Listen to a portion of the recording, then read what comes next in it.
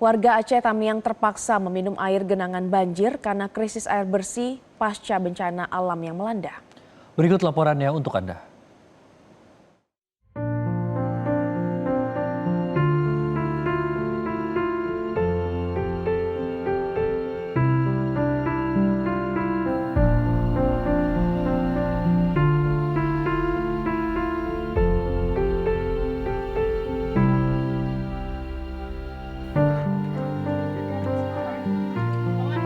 Sudah lebih dari 1 minggu warga Aceh Tamiang kekurangan air bersih untuk kehidupan sehari-hari. Mereka akhirnya terpaksa meminum air banjir yang kotor demi bisa bertahan hidup. Total ada ribuan warga yang memaksakan diri meminum air genangan banjir karena kekurangan pasokan air bersih. Mereka terpaksa karena tidak ada lagi pilihan di sana. Karena nggak ada, air putih nggak ada.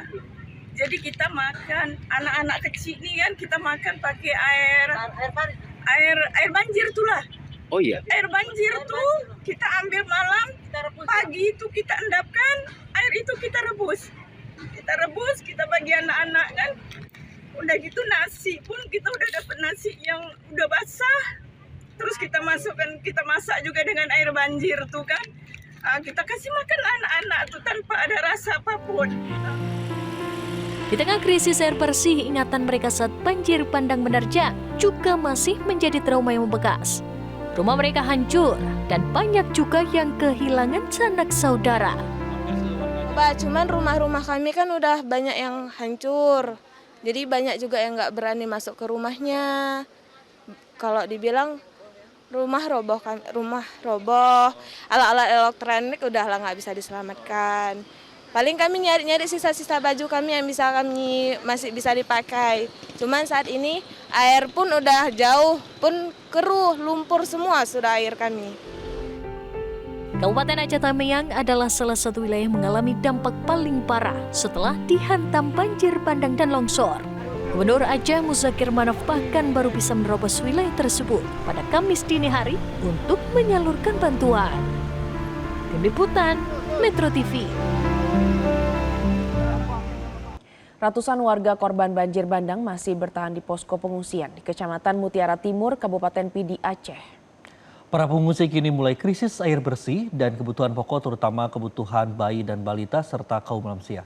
Untuk informasi terkini pemirsa telah terhubung dengan jurnalis Metro TV ada Rudi Hermawan di Kabupaten Pidi, Aceh. Selamat pagi Rudi. Rudi, seperti apa kondisi pengungsi di Kabupaten Pidi saat ini? Lantas apa saja yang dikeluhkan oleh masyarakat?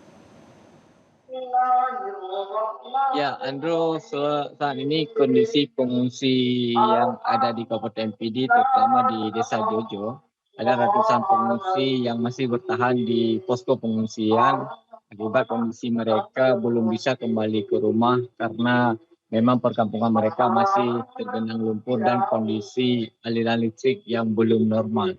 Dan kondisi pengungsi saat ini memang sangat memprihatinkan.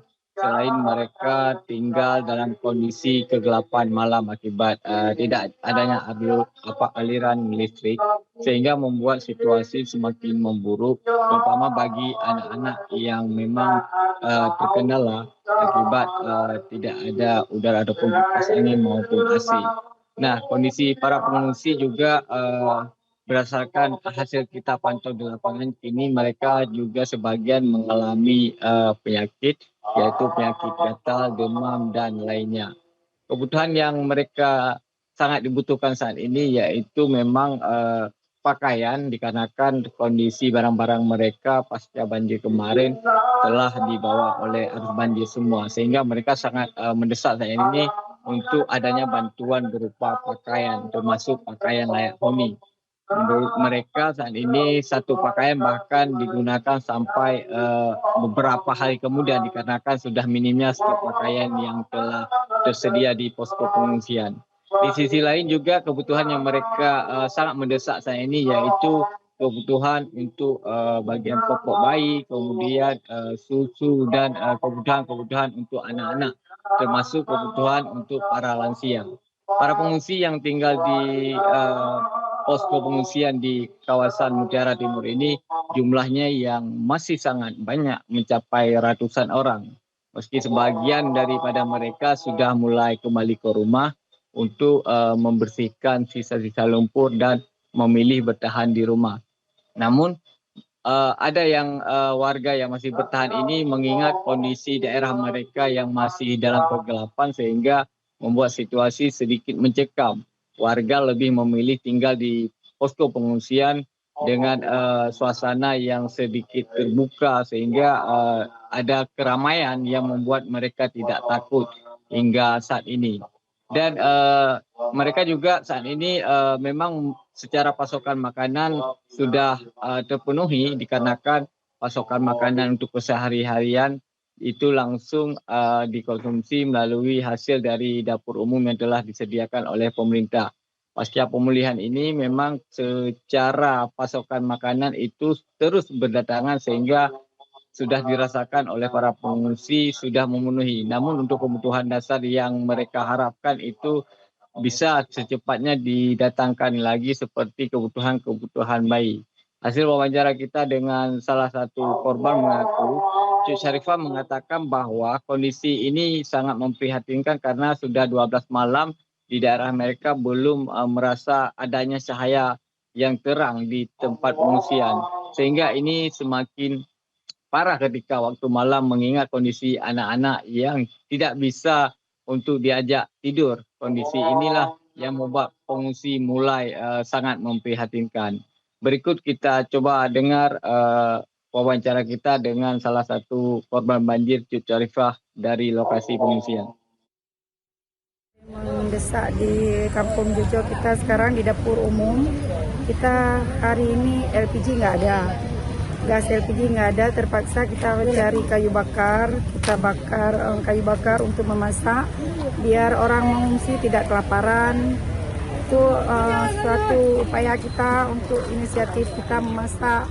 Habis itu kebutuhan anak-anak bayi, ada juga lansia kayak pampers, segala macam, selimut, alas tidur. Kalau masalah pemasukan bantuan, alhamdulillah udah berjalan. Cuman yang kendalanya sekarang yaitu LPG, kami nggak ada gas, listrik pun padam, air bersih pun kurang. Akhirnya kami ya memasak pakai kayu, biar masyarakat ada makanan yang untuk dimakan. Kan nggak mungkin kita makan Indomie mentah. Kalau lansia, anak-anak banyak yang menangis, ada yang keluar gatal-gatal karena gelap, nyamuk pun banyak, lansia pun yang sakit banyak yang menjerit, pampers nggak ada, peralatan mandi pun nggak ada, di tempat pemandian masjid nggak ada air, kotoran banyak, pipis nggak ada air untuk pipis, pup di mana-mana.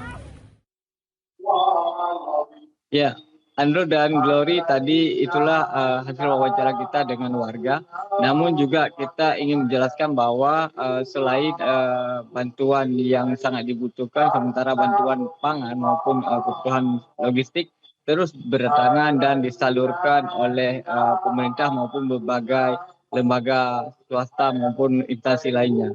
Seperti kemarin kita juga memantau bahwa ada bantuan dari pihak kepolisian, yaitu dari Paguyuban Tatya Daraka Akpol 2005 yang dititip langsung melalui Kapolres PD AKBP Jaka Mulyana. Bantuan tersebut telah disalurkan langsung ke posko pengungsian.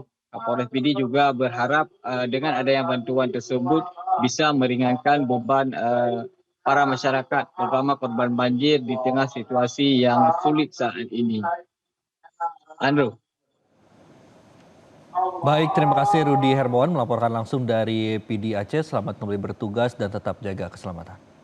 Jelajahi cara baru mendapatkan informasi. Download Metro TV Extend sekarang.